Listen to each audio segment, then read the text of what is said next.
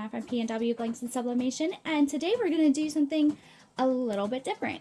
I want to bring you, instead of one long video where I'm pressing multiple items, I want to bring you a multi-part series, and that series is going to be focused on Easter. Easter is right around the corner, and PNW Blanks has you covered for all of your Easter baskets and your Easter basket fillers. So what this series is going to be about is how to customize the Easter baskets and all of the fillers that go inside the Easter basket to make an adorable either gift for your children, your loved ones, your grandchildren, or for your customers. Customers love combo deals. Like, yes, you can offer just a tumbler, you can offer just an Easter basket, just a stuffed animal, or whatever, or you combine them together, give them a little bit of a discount from what you would normally charge individually for all those items. So just randomly throwing out numbers, if you did, each item for $5 normally, then maybe you do the whole combo. There's 4 items, so it would normally be like $20 if they bought them individually, and then you knock it off a couple bucks, so it's like $18 for the whole combo. It makes it look way more attractive to the customer, and you're getting $18 versus $5. Those are totally arbitrary numbers. I'm actually selling my combos for a lot higher than that. I do not recommend selling 4 of your Easter items for only $18. So let's get started.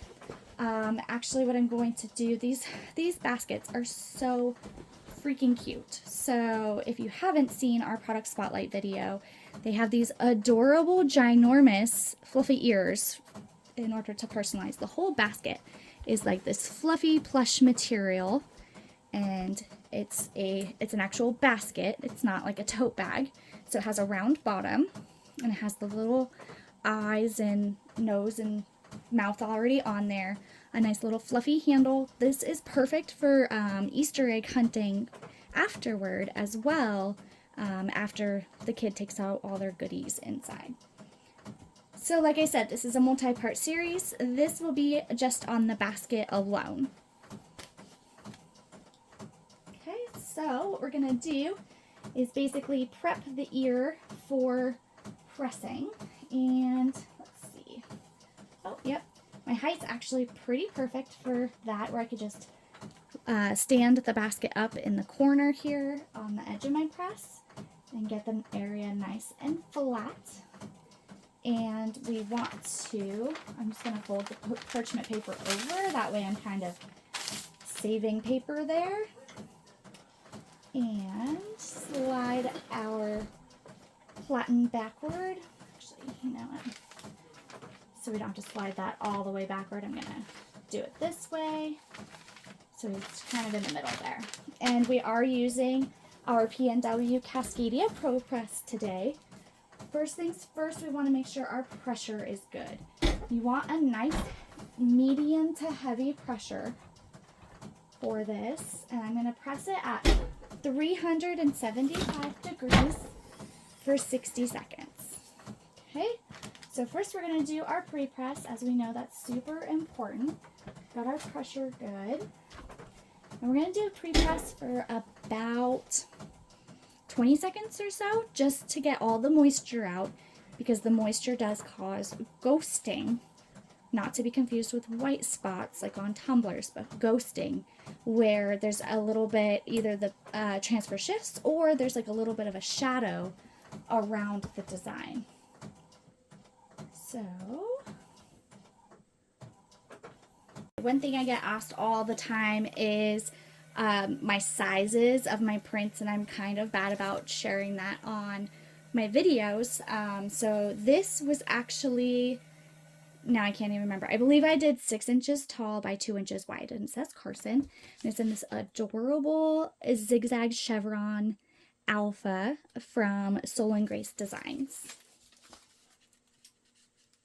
So what I normally do is, I don't like using heat tape for textiles, for my shirts, for stuffed animals, for anything like that. I usually use an adhesive spray. However, for the sake of trying to be quick with this video, I'm just going to gently fold that over. I don't necessarily recommend that, especially using the auto open feature of the press, but we're going to keep it on the manual, so it should be fine.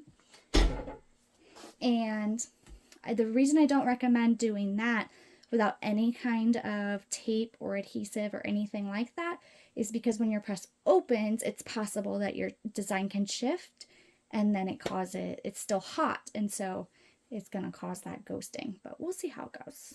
Should be fine. Hopefully.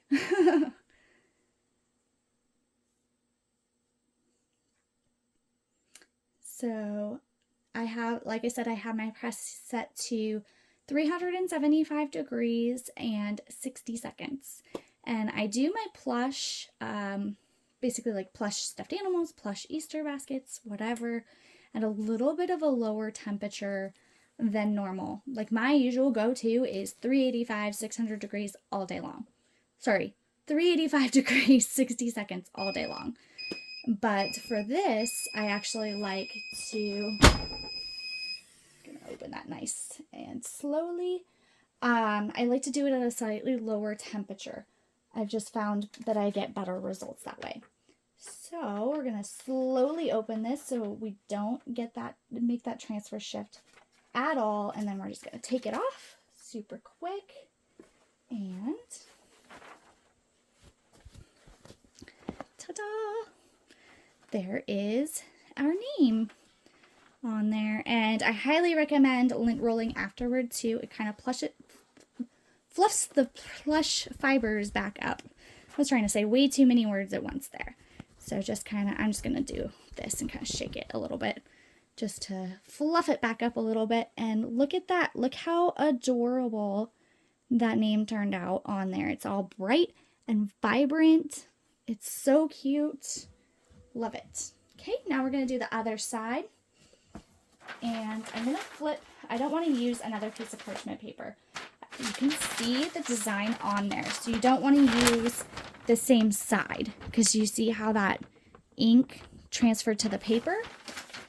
So I want to flip it. That way we can use the other part of the parchment paper and not have to worry about getting any of that, the remnants of that design on there. Okay, and we're going to do the same thing with the other ear. I'm going to flatten it out. Get it nice and flat. And once again, we're just going to do 20 seconds for the pre-press, get all of that moisture out. And then for the other side, I just did a 2023 in the same alpha that I used for the name.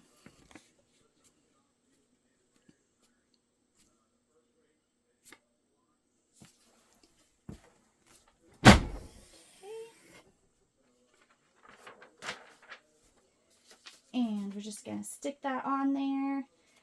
This is also, I mean, you want to get it as centered as possible, obviously.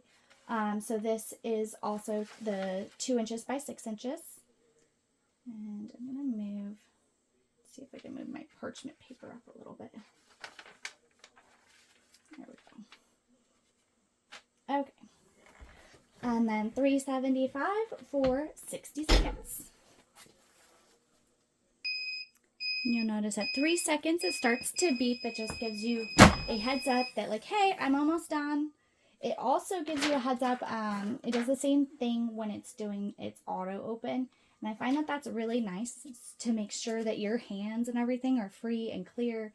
No toddler hands in the way or anything like that to possibly get hurt or injured. Or if you have it on the manual open, I'm just shaking this out a little bit, doing the same thing I did to the other side. If you have it on the manual open, then it gives you a heads up if you're, away from your heat press, you're not just standing there, that, hey, it's almost time. So I really like that 3 second countdown. It's really nice. Okay, so here is our 2023. If you can see that. And then here is our Carson 2023 Easter basket, and it just turned out so freaking cute. I am super excited that my coworker is having me make this as kind of an example for my products this year. So you can obviously, I mean, it does fold in a little bit, or you can flatten it out a little bit so the kid can see their name on there for Easter morning. All right, like I said, this is a multi-part series, so if you enjoyed this video, make sure to subscribe so you don't miss out on the rest. Happy pressing!